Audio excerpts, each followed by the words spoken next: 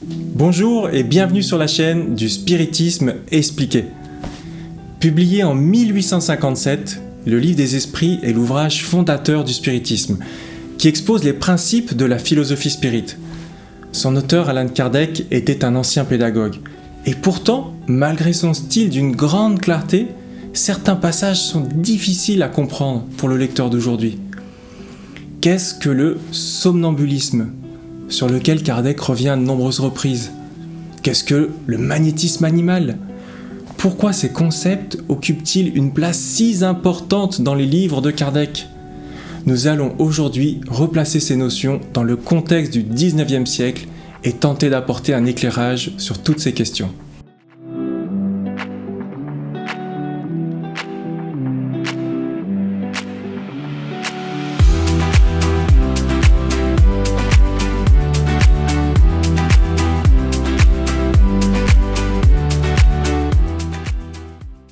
En lisant Kardec, on tombe sur des termes comme somnambulisme, extase ou même seconde vue. Kardec ne prend pas la peine d'expliquer ces termes, dont le sens se dévoile peu à peu au fil de la lecture. Pourquoi ? Parce qu'à son époque, tout le monde les connaissait. En France, au 19e siècle, ces questions étaient présentes partout dans la littérature et les journaux. On les retrouve par exemple sous la plume de Balzac, de Dumas ou de Gérard Nerval. Ces concepts sont liés au magnétisme animal, un sujet qui divisait, passionnait et faisait débat. Dans l'introduction du Livre des Esprits, Kardec précise d'ailleurs avoir lui-même étudié le magnétisme pendant 35 ans. Et il ajoute que le spiritisme et le magnétisme sont intimement liés et même complémentaires. Le magnétisme a préparé les voies du spiritisme. Et les rapides progrès de cette dernière doctrine sont incontestablement dus à la vulgarisation des idées sur la première. Des phénomènes magnétiques, du somnambulisme et de l'extase aux manifestations spirites, il n'y a qu'un pas. Leur connexion est telle qu'il est pour ainsi dire impossible de parler de l'un sans parler de l'autre. Mais alors, est-ce que les spirites d'aujourd'hui maîtrisent vraiment l'histoire et les concepts du magnétisme ? Prenons un exemple concret, avec les passes magnétiques. Si vous avez déjà fréquenté un centre spirit, vous en avez sûrement entendu parler. On vous dira peut-être qu'il s'agit de transmettre un fluide vital. Mais c'est quoi ce fluide ? Peu de gens savent vraiment l'expliquer. Encore moins savent que dans la théorie originale du magnétisme animal, il n'y a pas de fluide dans le sens de substance comme nous l'entendons aujourd'hui. Et ce n'est pas tout. Observez les pratiques liées aux passes magnétiques. Certains restent à distance du sujet. D'autres le touchent. D'autres encore font des gestes très élaborés. Mais pourquoi autant de différences ? Chacun a sa théorie, mais bien peu peuvent en expliquer les fondements. Alors, comment en est-on arrivé là ? Comment la connaissance du magnétisme a-t-il pu s'effacer peu à peu du mouvement spirit ? Il y a plusieurs raisons à cela. En Europe, après la Seconde Guerre mondiale, le spiritisme a quasiment disparu, brisant la transmission du savoir entre les anciens et les nouveaux. Au Brésil, où le spiritisme existe depuis son origine, c'est le magnétisme animal qui n'a jamais été un sujet populaire. En conclusion, pour mieux comprendre le spiritisme dans son contexte, il faut donc redécouvrir et se réapproprier l'histoire et la culture du magnétisme animal. Et cette histoire, elle commence avec Franz Anton Mesmer. Ce médecin allemand du XVIIIe siècle est connu comme le fondateur de la théorie du magnétisme animal. Il pensait que les maladies provenaient d'un déséquilibre d'un fluide subtil présent chez tous les êtres vivants. La nature, selon lui, parvient d'elle-même à rétablir cette harmonie. Mais l'homme peut aussi accélérer ce processus grâce à des passes magnétiques. Le magnétisme agit partout et n'a rien de nouveau que le nom. On donne le nom de magnétisme à l'influence occulte que les corps exercent à distance les uns sur les autres, soit par attraction, soit par répulsion. Nous pouvons attacher à un corps toutes les forces dont nous sommes doués, lui communiquer enfin certaines propriétés et nous en servir comme d'un intermédiaire pour opérer des effets salutaires. Mais alors, qu'a apporté Mesmer de réellement novateur ? Son mérite réside dans l'application pratique de ses idées. Dès 1773, il obtient des guérisons spectaculaires. Et pourtant, la faculté de médecine de Vienne le rejette violemment quand il présente ses travaux. Pourquoi ? En raison de l'affaire Maria Theresia Paradis, une jeune pianiste que Mesmer annonce avoir guéri de sa cécité, alors que les médecins de la faculté constateront que ce n'est pas le cas. Pourtant, Mesmer avait bien constaté que la jeune femme parvenait à identifier les objets et leurs couleurs. Comment aurait-il pu se tromper à ce point ?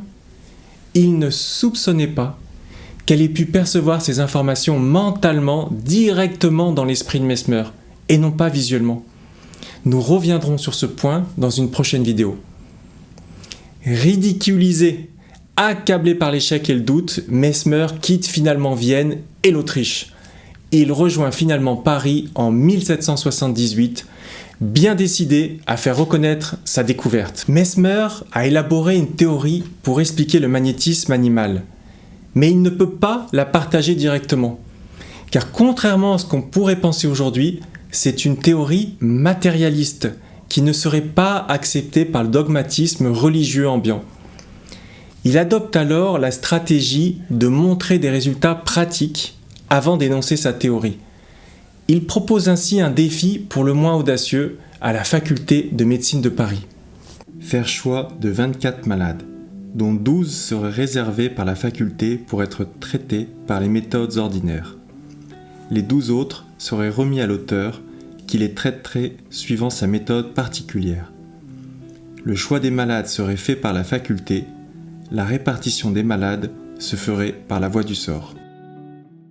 Malgré le soutien de Charles Dellon, médecin du frère du roi, la faculté parisienne refuse son défi et lui ferme la porte. Rejeté par les corps savants, Mesmer ouvre un cabinet pour guérir les malades par sa nouvelle méthode. Les guérisons se multiplient et Mesmer devient rapidement une célébrité. Parmi les personnes guéries, on compte de nombreuses personnes de l'élite française. Intrigué par ces guérisons miraculeuses, le roi Louis XVI lui-même forme une commission exceptionnelle pour étudier le magnétisme animal en 1784. Elle rassemble 14 membres de l'Académie royale des sciences et de la Société royale de médecine, parmi lesquels figurent des personnalités aussi prestigieuses que le chimiste Lavoisier, le botaniste Jussieu et Benjamin Franklin, qui était alors ambassadeur des États-Unis en France. Malgré cette avancée, Mesmer adopte une attitude ambivalente et méfiante. Il a envie d'être reconnu, mais il craint un nouvel échec comme à Vienne. Bien qu'il affirme pouvoir traiter toutes les maladies, il sait pertinemment que certaines résistent à ses méthodes. C'est cette contradiction qui le pousse à faire preuve de mauvaise foi au moment d'accepter le protocole de la commission royale.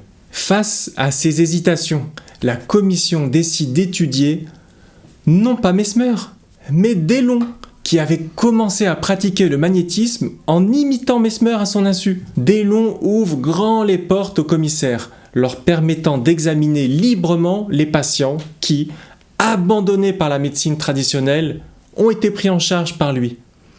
Dellon est extrêmement confiant. Sur les 111 patients examinés, 52 ont été soulagés, 53 totalement guéris. Les commissaires reconnaissent certains effets indéniables, et notamment le lien entre magnétiseur et magnétisé. Tous sont soumis à celui qui magnétise. Ils ont beau être dans un assoupissement apparent, sa voix, un regard, un signe les en retire. On ne peut s'empêcher de reconnaître à ces effets constants une grande puissance qui agite les malades, les maîtrise, et dont celui qui magnétise semble être le dépositaire. Mais les commissaires sont surpris par l'intensité et la durée des convulsions dont les patients font l'objet.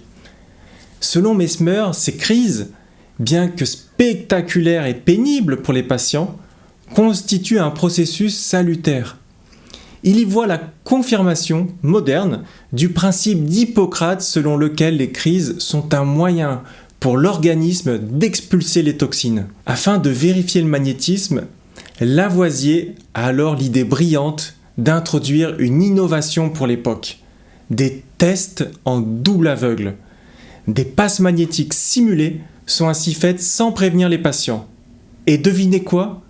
Les convulsions se produisent quand même. Pour les savants, c'est la preuve irréfutable que tout ce qu'ils observent n'est rien d'autre que le résultat du pouvoir de l'imagination.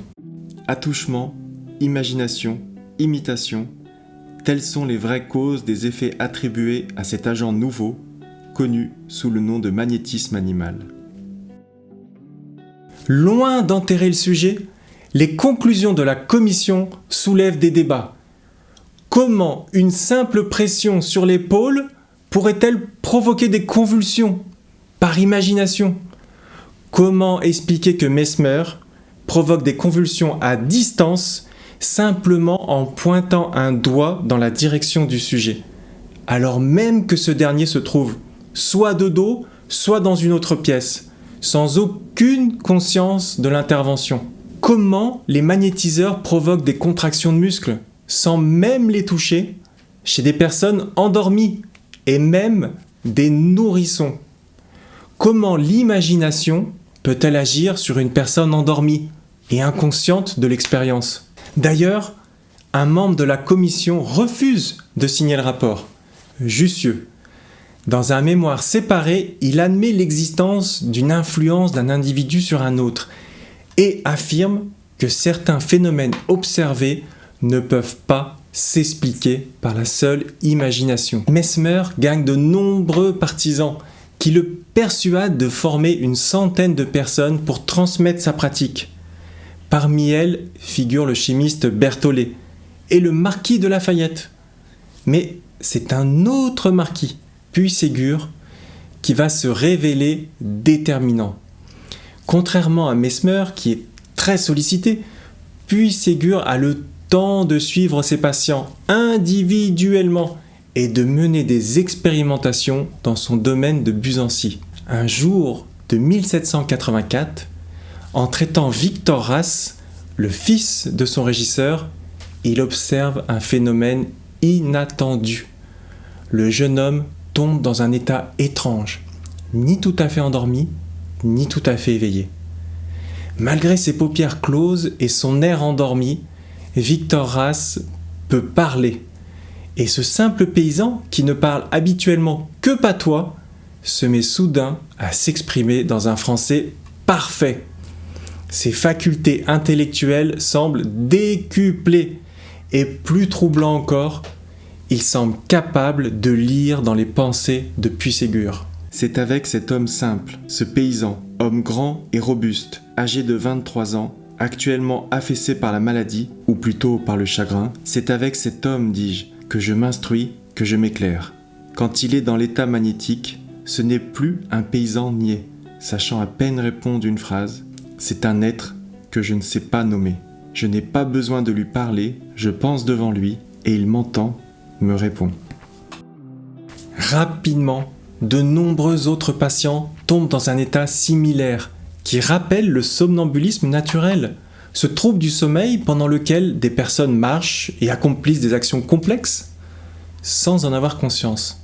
Puységur décrit sa découverte comme un somnambulisme provoqué ou somnambulisme magnétique. Ces somnambules développent des capacités étonnantes. Ils diagnostiquent avec précision leur propre maladie. Ils identifient aussi celle des autres patients. Et surtout, ils prédisent le moment exact auquel leur guérison se produira. La même année de la Commission royale, en 1784, Puységur rend publique sa découverte. Le phénomène se répand parmi les magnétiseurs et le marquis formera personnellement plus de 200 praticiens à cette nouvelle méthode. Mesmer connaissait-il déjà ce phénomène ? Certains indices suggèrent qu'il pressentait cette possibilité. Dès 1781, 3 ans plus tôt, il évoquait un 6e sens chez certains patients. Pourtant, il accueillera les découvertes de Puységur avec une certaine réticence. Pourquoi ? Tout simplement parce que le somnambulisme magnétique remet en cause sa théorie du magnétisme. Ses états de conscience modifiés, ses facultés extrasensorielles, tout cela dépasse le cadre strictement matérialiste de sa propre doctrine. Voilà, c'est tout pour aujourd'hui. Si vous voulez en savoir plus sur le sujet, je vous recommande le remarquable livre de Puységur intitulé « Mémoire pour servir à l'histoire et à l'établissement du magnétisme animal », disponible gratuitement sur Gallica et dont vous trouverez le lien dans les commentaires. Dans la prochaine vidéo, nous aborderons plus en détail la fascinante histoire de l'étude du somnambulisme magnétique. Si le sujet vous a plu, si vous avez aimé cette vidéo, pensez à liker, pensez à la partager et à vous abonner pour aider à la diffusion de la chaîne. Merci et à très bientôt.